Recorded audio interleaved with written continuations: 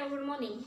In the previous class, we are starting the new topic, that is the elasticity, and in that unit, we are completed, that is the basic definition, that is elasticity, plasticity, elastic body, deforming forces, deformation, and in the previous class we are completing, that is the completing part, that is the stress and strain. There are three types of stress: longitudinal stress, volume stress, and the shearing stress. And strain has also three types, that is the longitudinal strain, volume strain, and the shearing strain. So we are completing this topic. So in this class we are starting the Hooke's law, that is a new topic, that is same in the 12th science, Hooke's law, as you know very well, Hooke's law. So in 1676,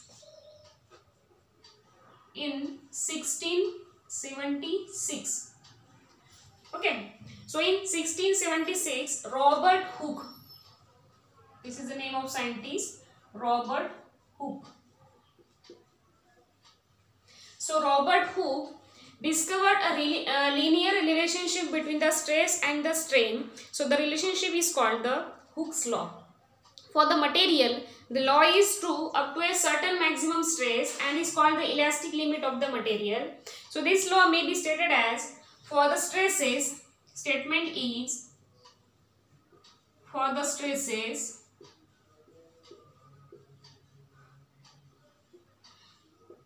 within the elastic limit,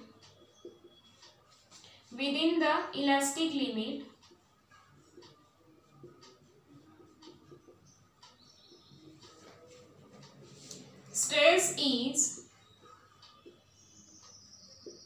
directly proportional to strain.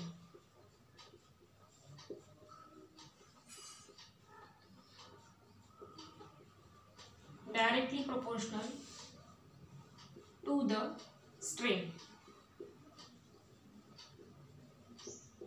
So this is the statement of Hooke's law, that is, for the stresses within the elastic limit, the stress is directly proportional to the strain. That means we can write, within the elastic limit of the material, the stress is, mathematical form is, the stress is directly proportional to strain. Means we can write stress divided by strain is equals to constant. Okay. So this is the linear relationship between the stress and strain. This is known as the Hooke's law. So the constant, this constant is known as the constant of elasticity, and constant has the specific definite value for the material, and it is called the constant of elasticity, or it is known as the modulus of elasticity. Modulus of elasticity. Okay. So this constant is known as the modulus of elasticity. The SI unit of modulus of elasticity is, according to stress has a unit Newton per meter square and strain has no units. Therefore, modulus of elasticity has the unit Newton per meter square and dimension is same as the stress. Okay. So there are three types of modulus of elasticity. First is the types of modulus of elasticity.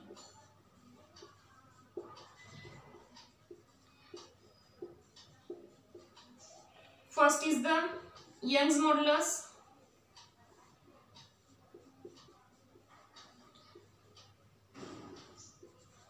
Second is the, that is denoted by the letter Y. Second is the bulk modulus. That is denoted by the letter K. And third is the modulus of rigidity.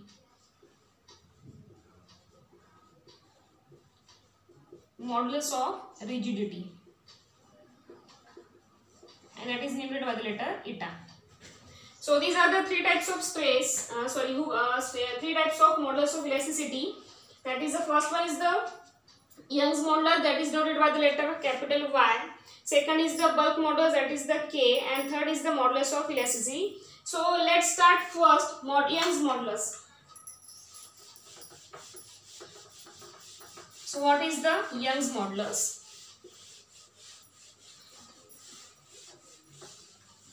So first is the Young's modulus.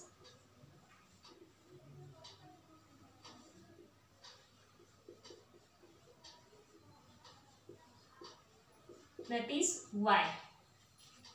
So within the elastic limit, the ratio of tensile stress to the corresponding tensile strain for the substance is known as the Young's modulus of that substance. That means the ratio of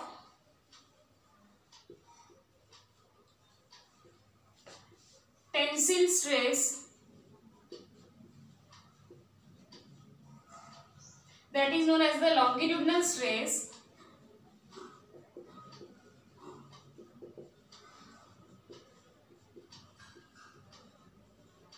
to the tensile strain or longitudinal strain.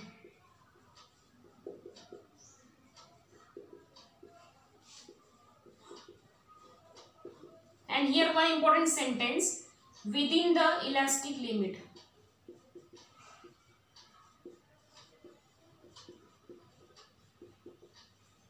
Of that material which we use in the ratio. So is called as the of the substance or material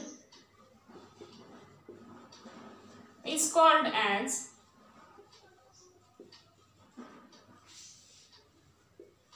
Young's modulus of that material.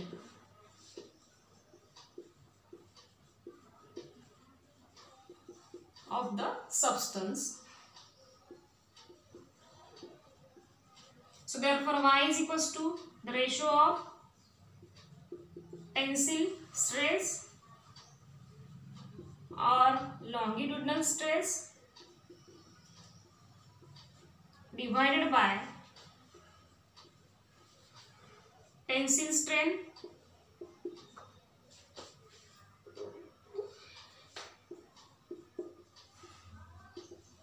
or longitudinal strain. Okay, so therefore Y, we know that tensile stress, that is Y is equals to F by M is force per unit area, and here tensile strain, that is the longitudinal strain. Longitudinal strain is nothing but the change in the length to the original, and that is delta L divided by capital L.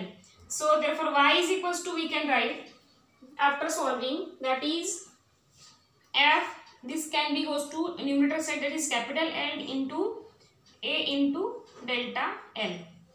So here, so this is the formula for the Young's modulus of elasticity, Young's modulus of material, and the unit of this Y is the Newton per meter square, and the dimension is same as that of the stress, that is M L minus 1 T minus 2, that is M1 L minus 1 T minus 2. Okay, so this is the first modulus of elasticity, that is the Young's modulus. Then second is the bulk modulus. Second is the bulk modulus, that is denoted by the letter K, and this is also the ratio of increasing hydrostatic pressure. As we already know, that is, it is the ratio of bulk modulus is the ratio of volume stress to the volume strain. Simply we can write the ratio of volume stress to the volume strain within the elastic limit of the substance is known as the bulk modulus. Therefore, and it is the ratio of volume stress, and volume stress is also known as the increasing hydrostatic pressure. So therefore this K is equals to increase in hydrostatic pressure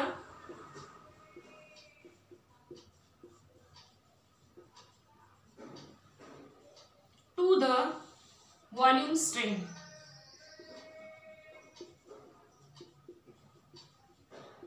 So therefore K is equals to this increasing hydrostatic pressure. That means we can write here volume strain, volume stress also.